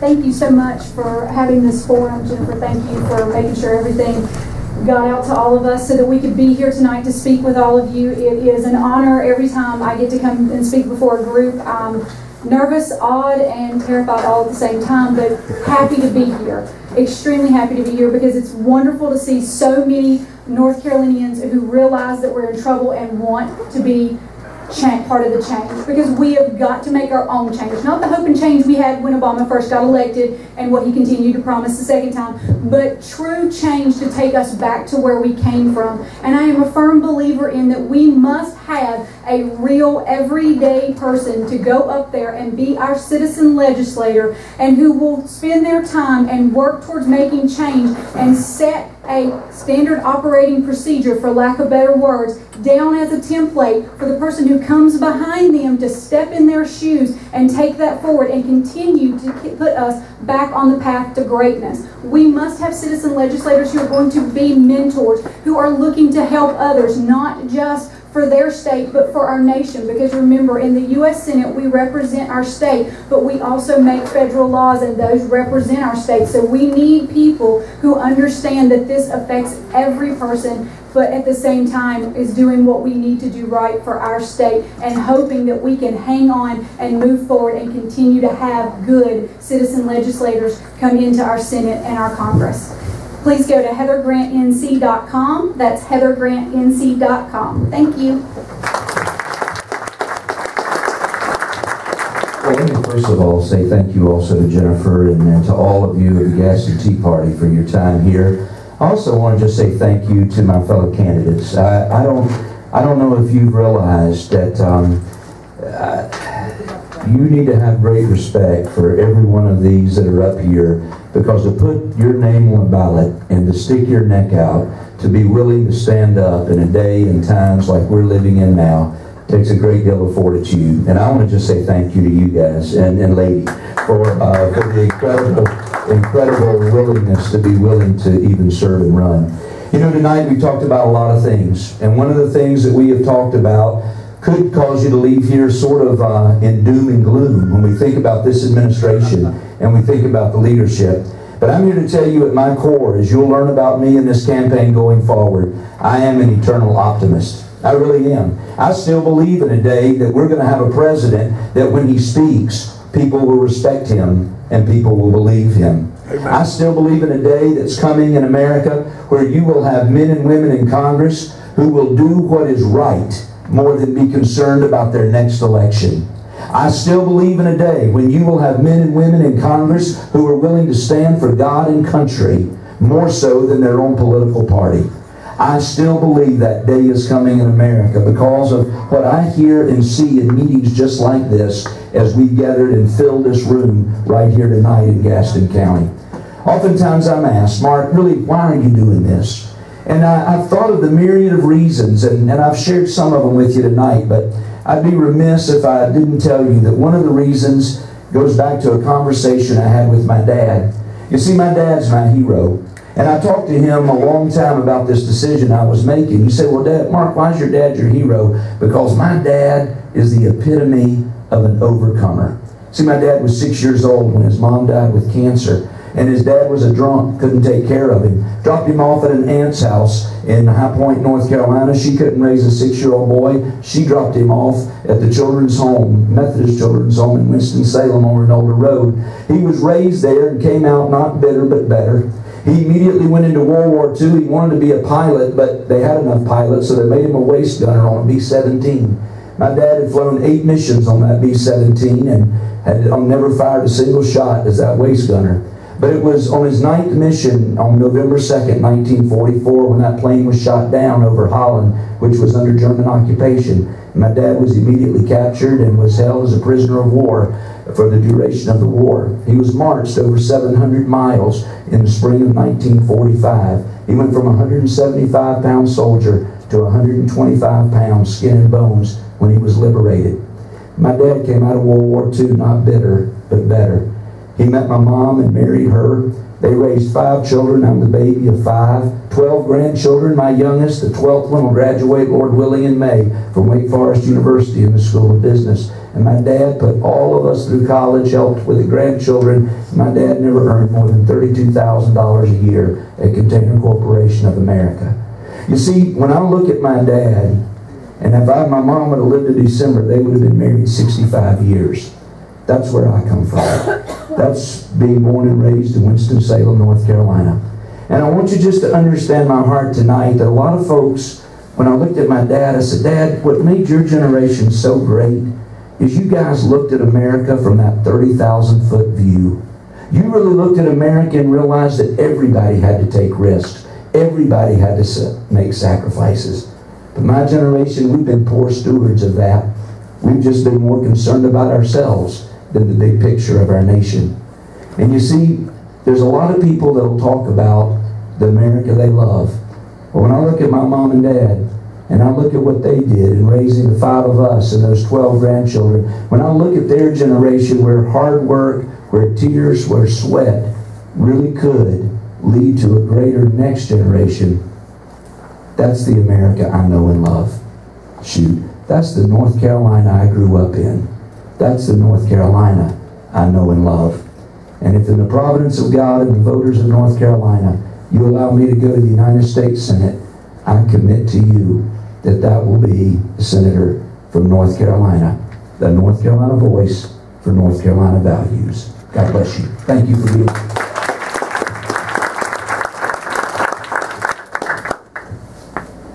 I did not know that that was not the ending last time. Last time I did that. But my mission statement is real clear. It's a declaration. My job description is Article 1, Section 3, the job of the senator. Traveling this phenomenal country in my career from education. Now I live in a microcosm of it in North Carolina. We have the mountains, the Piedmont, the beach. We have agriculture, banking, RTP. We have textiles. Our diversity makes us strong. First in freedom, that's North Carolina. I believe when we get the regulations of the federal government out, we have North Carolina, have an ambassador up there that says, okay, federal government, do your 18 functions. The rest leave to us. We're going to invent the better widgets, the better homes we talked about, the better public schools. We'll have these little laboratories around of freedom and idea and thoughts. I believe, yes, we can, North Carolina. I believe we are the team that actually will build that coalition. We're going to work hard in this campaign to show our differences and to show who could produce that idea down the line. When you talked about meeting Senator Hagan, that is crucial. But we must make sure we replace her with a true Paul, Lee, or Cruz. We must understand that if we compromise and vote the lesser of two evils, we're never going to move forward to the dream Mark talked about. Because I'm with him. I'm an overflowing guy. I believe life is better every single day. It's going to be better. You know what's going to come down the pike. That dream of the America that our founders talked about way back when, we've not seen it yet. Those glory days are not there. We had slavery. We had women not having all their rights. We're going forward better in that way that all men are created equal. Now we're fighting for the sanctity of life. We cannot allow that not to be our legacy 10, 20 years from now, that is gone. So I'm pumped because traveling the state the last 8 months, I've been honored. I've delivered 170 babies since we started the campaign. I've missed 6 children. God's providence is beautiful. I don't want to do this. I feel the same way being called to do this. I am 53 years old. My generation is not the World War II generation. Mark talked about his father. The Korean generation, the Vietnam generation. We're going to pass on a less free America unless we stand up now. I want them to look 30 years back, look back and go, that was the time we said no to the overbearing federal government. We said yes to the individual. We said yes to the American exceptionalism again by us actively doing it. This is a fun stretch we're in. Because we could see change every single day. If we had this meeting 8 years ago, how many would have been here? 2 or 3? I don't know. I got into it about 6 years ago. I always thought I knew my history. I always thought I knew what our country was about. But you really start delving in and looking at that, because the rhetoric of all these career politicians, and please do not call me that 4-letter word ever. Okay, I'm not a politician. It is servant citizen time. Because we do this thing right.